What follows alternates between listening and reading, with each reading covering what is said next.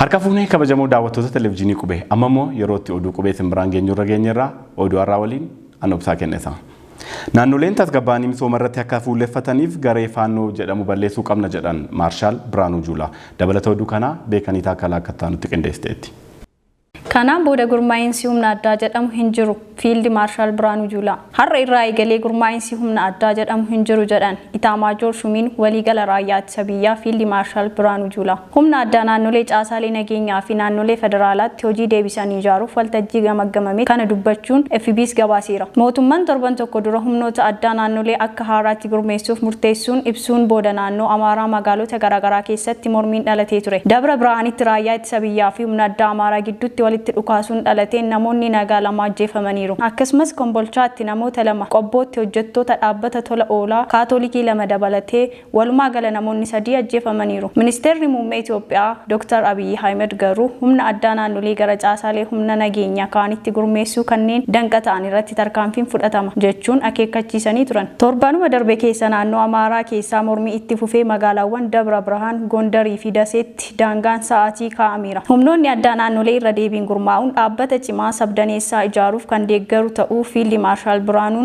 Juulaan dubbachuun miidiyaaleef gabaasaniiru. Caasaan humnoota addaa naannolee seeraa ala ta'uu, naannolee gidduutti yaaddoo walii ta'uu akkasumas rakkoo humnaan hiikuuf yaaluun caaseffama kana geeddaruuf akka dirqisiifame eeraniiru. Yeroo ammaa kanatti naannolee hunda keessatti hojiin deebisanii ijaaruu cimee itti fufuu ibsuun har'aa jalqabee caaseffamni humna addaa naannoo hin jiru jedhaniiru. Haala kanaanis caasaa nageenya raayyaa ittisa biyyaa, poolisii federaalaa fi naannoo yoo caasaan maqaan humna addaa dirqama fudhatu hin jiraatu jedhaniiru. Kana boodas kanneen miseensa turan caasaa filataniin gara humna nageenyaa Ramadaanaatti erguuf leenjii kennameef jechuun tajaajilli oduu Itoophiyaa gabaaseera. Naannoo Amaaraatti miseensota humna addaa burjaajii uumameen bittinnaa'an walitti qabuun akkaataa karooraan gurmeessuun hojii salphaa akka hin taane kaasan. Kanaan booda qaamni maqaa humna addaa hidhatee socho'u hin jiraatu kan jedhan qondaalli waraanaa olaanaan kun rakkoo guddaa kan uumu gurmaa'insa faannooti jedhu. Faannoo keessaa kan biyya jaallatan hin jiran jechuu miti. Faannoon maqaa isaarraayyuu kabaja jechuun miseensonni garee kanaa biyya baraaruu keessatti ga'ee qabaachuu ibsan. Humni addaa seeraan ala ta'ullee abbaansaa mootummaa naannooti garuu gareen faannoo kun abbaa hin qabu. Abbaansaa finxaalessadha. Gareen kun amma bakka hundatti yaaddoo nageenyaa ta'eera. Gareen kun raayyaa ittisa biyyaa hidhachiisee rasaasa kenneef deebisee lolaa jira jedhan. Garee kanaan namni bakka hundatti ajjeefamaa, dubartoonni gudeedamaa, maallaqni ni saamamaa, daandiin ni cufamaa, keellaarratti qaraxni ni funaanamaa. Caasaa mootummaa naannichaa sodaachisee jiraata. Garee kana balleessuuf hojjetaa jiraachuu kan ibsan fiildi Maarshaal Biraanuu Juulaa garee faannoo yoo balleessine naannoleen tasgabbaa'anii hojii misoomatti fuulleffatu sodaa keessaa ba'u jedhan. Naannoo Amaaraa qofa osoo hin taane naannoo Oromiyaa keessattuu godina Wallagga Bahaa fi Horroo Guduruu Wallagga keessatti yeroo dhiyoo ajjeechaa raawwataa jiruun hidhattoonni faannoo ni komatamu. Godinaalee kunneen keessaa hidhattoonni waraana bilisummaa Oromoo mootummaan shanii jechuun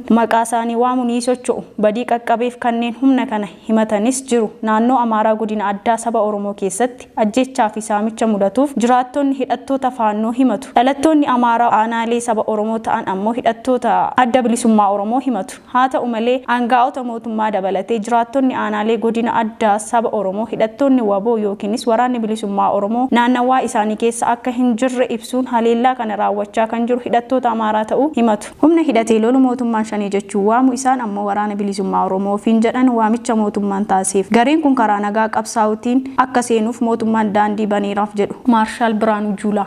Marii ergamaan faayinaansii Itoophiyaa qondaaltota baankii addunyaa fi dhaabbata maallaqa idil addunyaa waliin taasisaa ture xumurame. Dabalata oduu kanaa Tabilee Lamuun nutti hima. Mariin ergamaan faayinaansii Itoophiyaa qondaaltota baankii addunyaa fi dhaabbata maallaqa addunyaa IMF waliin taasisaa ture xumurame. Ergamaan faayinaansii Itoophiyaa marii torbee tokkoof qondaaltota baankii addunyaa fi dhaabbata maallaqa idil addunyaa IMF waliin taasisaa ture xumurame.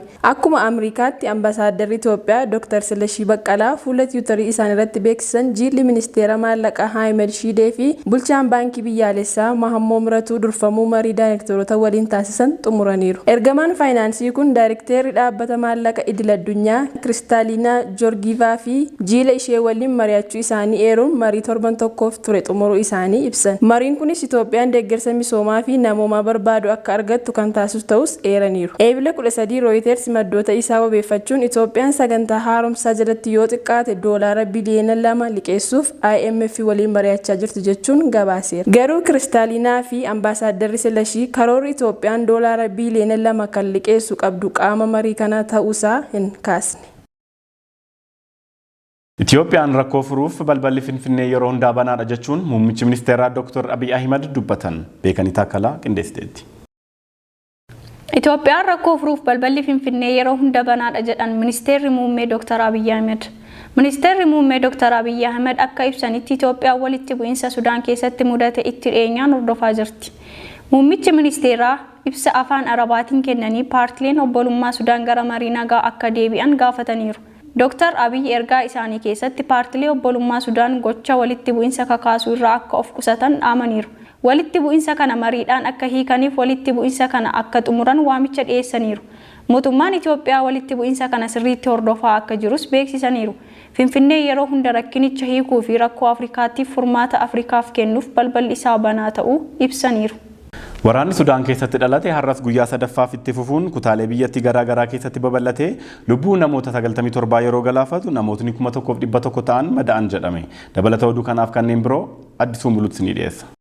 Sudaan keessatti erga bara 2019 pirezidaantiin biyyattii duraanii kan turan Umar al-Bashir kan baroota dheeraaf biyyattii bulchaa turan humnaan aangoorraa kaafamanii as muddama uumameen booda waraanni tibbanaa kun taatee haaraadha. Aangoon pirezidaantii Umar al-Bashir kan gara waggoota 30 ture akka dhuma godhatuuf mormitoonni hedduun daandiitti ba'uun waamicha taasisaa turuun boodarra waraanni biyyattii aangoorraa isa buusuuf fonqolcha gaggeesse. Fonqolcha kana booda siiviloonni karoora gara bulchiinsa diimokiraasiitti ceesisuu keessatti gahee akka qabataniif gaafachuu itti fufan. Haaluma kanaan yeroo sanatti mootummaan waloo waraanaa fi siivilii Abdallaa Hamdootiin durfamu hundeeffamee ture. Abdallaa Hamdoonis osoo hin turin onkoloolessa 2021tti fonqolcha biraatiin aangoorraa kaafaman. Erga yeroo sanaatii kaasee aangoon biyyattii jeneraalota lamaan kan jeneraal Burhaa dura taa'aa mana maree walabaa fi itti aanaa isaanii kan ta'an jeneraal Mohammad Hamdaa Dagaloon hoogganama. Jeneraalonni kunneenis yaada hawaasni biyyattii kaasuu kan bara bulchiinsa Abdallaa Hamdook ture mootummaa siivilii kan waraanaan hin hoogganamne hundeessuu irratti yeroo dheeraaf mari'achaa turanillee fiixee waliigaltee tokko irra gahuu hin dandeenye. Waliigaltee uumuu irra darbuun dubbiin isaanii kun gara waldhabdeetti ce'e. Waldhabdeen jeneraal Burhaa fi jeneraal Dagaloo gidduutti jiru cimaa deeme. Boodarra garuu waliigalteen aangoo deebisanii siiviliitti kennuu ji'a muddee keessa taasifamullee mariin adeemsicha osoo hin xumuramin milkii dhabee hafee ture. Haaluma kanaan walitti bu'iinsi tibbana magaalaa guddoo Sudaan Kaartumii fi kutaa biyyattii birootti uumame kun morkii aangoo hooggantoota humna waraanaa olaanoo biyyattii gidduutti dhalateenidha. Sudaan erga fonqolcha bara 2021 hanga ammaa kan bulaa jirtu maqaa Sovereign Council yookaan mana maree walabaa kan yeroo ce'umsaa jedhuun jeneraalota waraanaatiin. Muddamni humna addaa fi raayyaa ittisa biyyattii gidduu barootaaf ture hammaachuun Kaartum keessatti sanbata darbee ganama aloolli jalqabe. Muddamni kun immoo karoora waraanni biyyattii bulchiinsa biyya warra siiviliif dabarsee kennuuf jedhu irratti xiyyeeffata. Humna addaa kan Rapid Support Force jedhamu kun biyyattii keessatti kan hundeeffame milishoota Jaan Jaawid jedhamaniin bara 2013 keessa yoo ta'u gareen kun biyyattii keessatti maqaa gaarii hin qabu jedhama. Sababni isaa immoo gareen kun ajjeechaa namoota mormiif ba'an kan bara 2019 irratti lubbuun isaanii darbee 120 ta'anii fi mirga namoomaa sarban jedhamanii hamatamu. Humna kana kan hoogganan pirezidaantii itti aanaa mana maree biyyattii jeneraal Mohammad Hamdaa Dagaloo yoo ta'u waraanni biyyattii kan amma aangoo harkaa qabu immoo jeneraal Abdel Fattah al-Burhaatiin hoogganama. Waldhabdeen garee hidhate lamaan gidduutti amma uumame kun immoo haala kamiin warreen miseensa Rapid Support Force ta'an lakkoofsaan gara 100 ta'an waraana biyyattiitti makuun mootummaa walabaa hundeessina yaada jedhu irratti waliigaltee dhabuu isaaniitiin. Lolli Sudaan keessatti humnoota addaa Rapid Support Force fi humna ittisaa biyyattii gidduutti dhalate kun har'a guyyaa sadaffaaf itti fufuun namoonni nagaa 97 ol ajjeefamanii jiru. Jiraattonni biyyattii akka himaa jiranitti magaalaa guddoo biyyattii Kaartum keessatti dhukaasni gurguddaan akkuma itti fufeetti kan jiru yoo ta'u lolichi har'a gara magaalota biyyattiitti babal'atee jira. Lola kana keessatti loltoonni meeqaa akka ajjeefaman beekamuu baatullee reeffi daandiiwwan irratti kukkufee akka argamu jiraattonni magaalittii ni dubbatu. Gareen Rapid Support Force akka jedhutti qaama alaatu jeettii waraanaatiin waleelaa jira jedhu. Qaamni aangoo of harkaa qabu gama isaatiin yeroo dhiyoo keessatti qaama hidhate kana to'adhee buufata xiyyaaraa fi dhaabbata televezyiinii harkatti nan galfadha jechuun dhaadataa jira. Wallabdee uumame kanaan qabeenyi hedduu yoo barbadaa'u konkolaataawwan hedduunis gubatanii jiru. Biyyattiin hongee hamaatiin miidhamtee wayita deeggarsi baay'ee barbaachisaa jirutti lolli kun biyyattii keessatti dhalate. Kun immoo dinagdee biyyattiif wanxoo irratti cobxoo isa jedhu ta'uun isaa waan hin oolle. Lolli humna hidhatee fi waraana Sudaan gidduutti jalqabe kun daraan babal'achaa kan jiru yoo ta'u namoota ajjeefamaniin alatti kanneen 1,100 ta'an madaa'aniiru jechuun gamtaan doktoroota biyyattii BBC'tti himan. Haalli Kaartum keessa jiru akka malee yaaddessaa ta'uu kan akeekkachiisan doktoroonni sababa waraanaatiin hojjettoota fayyaa fi meeshaalee wal'aansaa dhiyeessuun rakkina ta'ee jira jedhu. Gaggeessitoonni biyyoota Afrikaa fi idil addunyaa waraanni kun akka atattamaan dhaabbatuuf waamicha dhiyeessaa jiru. Haaluma kanaan dura ta'an gamtaa Afrikaa Mohaammed Musaa Faaki lolichi haal duree tokko malee akka dhaabbatuu fi rakkoo kana irratti mari'achuuf garas imalu akka yaadan dubbatu. Pirezidaantonni biyyoota Afrikaa rakkoo Sudaan keessatti dhalateef fala barbaaduuf marii taasisaa jiru. Pirezidaantiin Misir Abdul Fattah al-Sisi gita isaanii pirezidaantii Sudaan kibbaa Salva Kiir waliin guyyaa har'aa bilbilaan waa'ee araara qaamota kanaa irratti mari'atanii jiru. Igaad gama isaatiin pirezidaantota Afrikaa muraasa Sudaanitti erguun humnoonni biyyattii wal lolaa jiran lola akka dhaaban gochuuf karoora akka qabu himee jira. Karoora isaa kanaan pirezidaantii Keeniyaa Wiiliyaam Ruuto, kan biyya Jibuuti Ismaa'eel Omar Giilee fi kan Sudaan kibbaa gamas akka imaluuf jirantu himama. Haa ta'u malee buufanni waraanaa biyyattii cufamee waan jiruuf imalli mariif deemamu kun yoom akka jalqabu aga ammaatti ifa miti. Hawaasni idil addunyaas waraanni kun akka dhaabbatuuf carraaqqii taasisaa akka jiru ni beekama. Barreessaan olaanaan dhaabbata mootummoota gamtoomanii Antiinoo Guuterees gama isaaniitiin Sudaan keessatti dhaabbatee mariin Sudaan gara bulchiinsa siiviliitti deebisuu addaan citee akka jalqabuu qabu waamicha taasisaa jiru. Ergaa toora tiwiitara isaanii irratti barreessaniin waraanni jalqabuu isaa balaaleffachuun gamtaan Afrikaa fi gaggeessitoonni ardittii lola kana dhaabuuf ga'ee isaanii ba'achuu qabu jedhan. Antiinoon itti dabaluun ce'umsa dimokiraatawaa biyyattii deebisuudhaaf carraaqqii humnoonni Sudaan taasisan cina mootummoonni gamtooman akka dhaabbatan ibsanii jiru. Ministeerri dhimma alaa Chaayinaa Chiin Gang gama isaaniitiin waraanni deemaa jiru akka isaan yaaddeesseemuun qaamoleen lamaan Sudaan keessatti wal lolaa jiran kunneen akka dubbii hammeessurraa of qusatan gaafatanii jiru. Mootummaan Ameerikaa gama isheetiin lolli kun akka dhaabbatuuf dhiibbaa gochaa jirti. Liigiin Arabaa immoo dhimma Sudaan keessa jiru irratti mari'achuuf gaaffii Misirirraa liigichaaf dhiyaate bu'uura godhachuun Saawud Arabiyaatti marii atattamaa gaggeessaa jira. BBC, Aljeeziraa fi CNN wabeeffanne. Ji'a Ramadaanaa torban kana xumuramu keessatti halkan tokko Laayitul Qadr kan miindaa ji'a 1,000 yookaan waggoota 83f ji'a 3 ibaadaa caalu qaba. Beekanii taakala. Ramadaana torban kana xumuramu keessatti halkan tokko Laayitul Qadr kan miindaan ji'a 1,000 yookiin waggaa 83 fi ji'a 3 ibaadaa caalu qaba. Ramadaan jechuun maqaa ji'oota 12 keessaa 9ffaa jechuudha. Ramadaanni ji'oota biroo irraa akkamitti adda ta'a jedhuuf sababoonni Ramadaana ji'oota biroo irraa adda taasisan hedduutu jiru jedhama. Sababni ji'oota biroo irraa adda ta'eef tokko ji'a Quraanni ittiin bu'ee ta'uu isaati jedhu barreessaan olaanaa mana maree olaanaa dhimma Islaamummaa Itoophiyaa Sheek Hamid Musaa. Quraana keessatti akka tuqame mirkaneessu. Akkasumas Ramadaanni sadaqaa rahmaata balbala jannataa banuuf balbala jahanaamaa cufuuf hojii gaarii hojjetaniif miindaa dachaa Rabbi irraa argatu waan ta'eef akkasumas Ramadaanni adda ta'uu kan dubbatan ji'a halkan takka Laayitul Qadr jedhamuun kan miindaa ibaadaa ji'a 1,000 siif fiduu danda'u waan ta'eef Sheek Hamid akka jedhanitti ji'a barakaa barbaadu waan ta'eef musliimonni soomachuu irraa eegamaa jedhu. Yaa muumintootaa soomuun isinirratti dirqama ta'eera. Rabbiin Quraana keessatti akkana jedha. Akkuma muumintoota isin duraa jiran irratti dirqama godhame isin irrattis dirqama ta'eera. Gama biraatiin isin keessaa namni dhukkubsataa yoo jiraate yookiin imala irraa yoo jiraate soomuu hin danda'u. Kanaafuu sooma isaa dhiisee guyyoota hin soomne lakkaa'ee qadaa isaa yookiin isa kaffaluu qabaa yookiinis liqa kana gochuu akka eegamu hubachiisaniiru. Akka waan inni jedhetti Rabbi si jajjabeessuu barbaada malee si yaachisuu hin barbaadu. Barreessaan guddichi warra yeroo sanaa sooma hin dandeenyeef filannoon akka jiru ibseera. Sheek Hamid Musaa ji'a Ramadaanaa hambaalee hedduu akka qabu akeeku. Ji'a Quraanni baay'inaan itti qara'amu niyaan gara uumaa isaaniitti kan qajeelu gara laafina baay'ee sadaqaan kan kennamu sadaqaan gaarummaan nyaataa waliif qooduunii fi sadaqaan kun dubbatamu ta'uu eeru. Hambaalee isaa keessaa tokko torban dhuma Ramadaanaa ji'i Ramadaanaa guyyoota 13tti kan qoodamu yoo ta'u guyyoota 13 keessaa 10 dhumaa akka Sheek Hamid Musaa jedhanitti walumaa galatti Ramadaana ji'a ibaadaa yoo ta'u guyyaan 13ffaan garuu soomanaa fi salaataaf yookiin halkan ibaadaa addadha jedhu. jedhu. Akkasumas halkan torbeedhumaa Ramadaanaa torban biroo irraa adda ta'uuf sababiin akka jiru ni ibsu. Sababoota keessaa hojii dhiisii ibaada irratti of kenni halkanii fi guyyaa masjiida keessatti akkuma Nabii Muhammad godhutti dabarsii jedhu.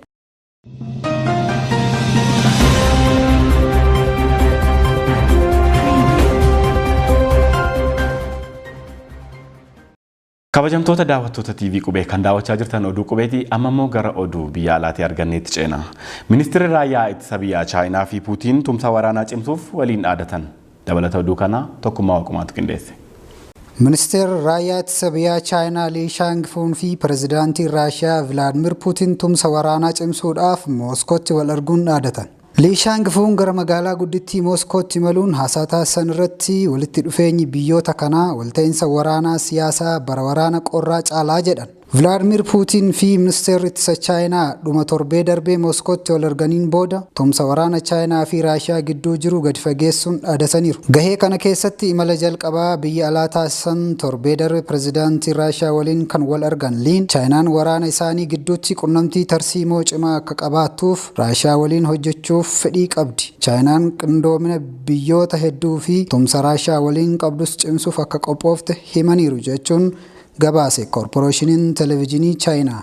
Daawwannaan ani taasise kun erga ministeera ittisa Chaayinaa ta'ee aangoo qabadhee booda daawwannaa biyya alaa koo isa jalqabaati. Addatti kanaaf Raashiyaa kanan filadhe maalummaa addaa fi barbaachisummaa tarsiimoo walitti dhufeenya biyyoota lamaanii cimsuuf ture jedhan Liin. Walgahii kana booda kan ministeerri ittisaa Raashiyaa Saargee Shogus irratti hirmaatan booda Puutinii fi Liin tumsa waraanaa saboota lamaan gidduutti taasifamee fi tumsa daangaa hin qabne labsan jajataniiru. Karaa kutaalee waraanaa keenyaa miqnaan hojjechaa jirra yeroo hunda odeeffannoo faayidaa qabu wal jijjiirra damee tumsa waraanaa fi teknikaa irratti waliin hojjechaa jirra shaakala waloo gaggeessaa jirra jedhan Puutiin.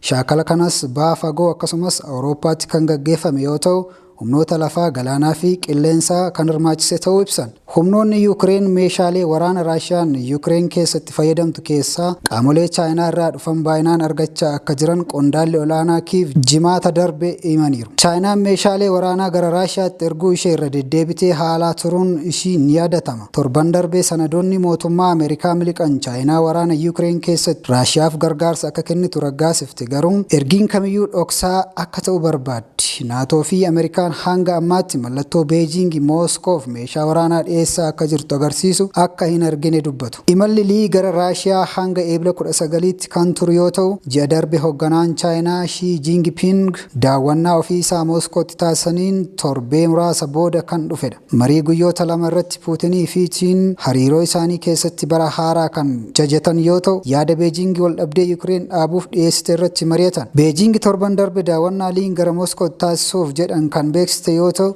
qondaaltota ittisaa waliin akka wal argan ibsuun ture.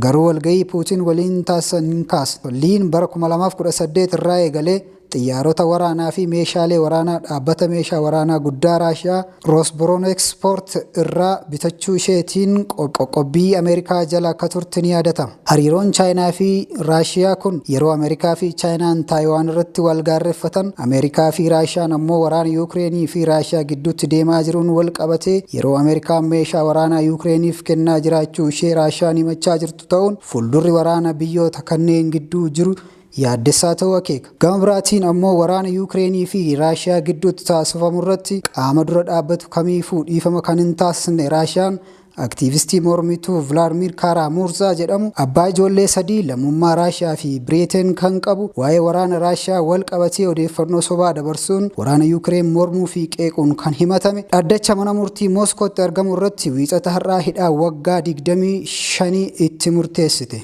The Guardian, Reuters fi Agence France Presse wabeeffanneera. Waldhabdee Sudaan keessatti adeemsifamaa jiru ilaalchisee Raashiyaan harka keessaa qabaachuun shakkame. Dabalata oduu kanaa Waariyoo Diidaa.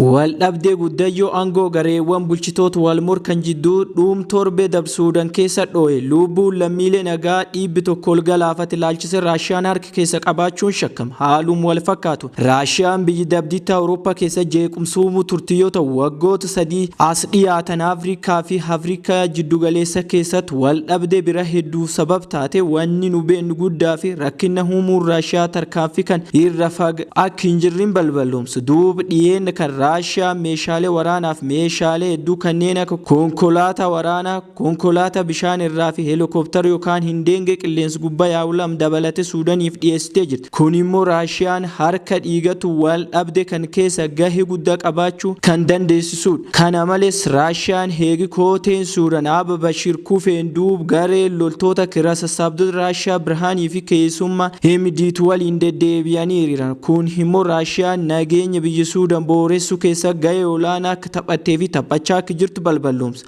Akka gabaas kanaatti Raashiyaan Suudaan qofa don ta'inuu wal dhabde biyyoota addunyaa hedduu keessatti akka sabab taate barreeffamee jira.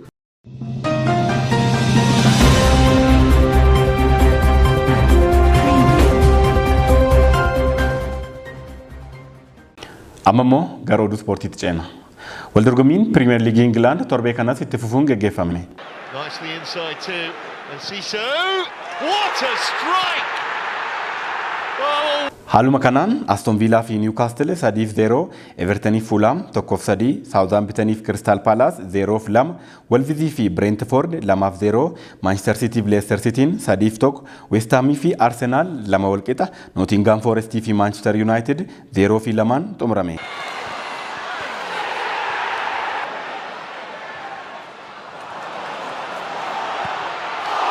Har'as taphni tokko Leeds United fi Liverpool gidduutti sa'aatii 4 irratti ni geggeeffama. Egaa kabajamtoota daawwattoota keenyaa kan hangamaatti daawwachaa turtan oduu qubeetii qophiiwwan TV qubee biroo hafanii wajjin turtii gaarii.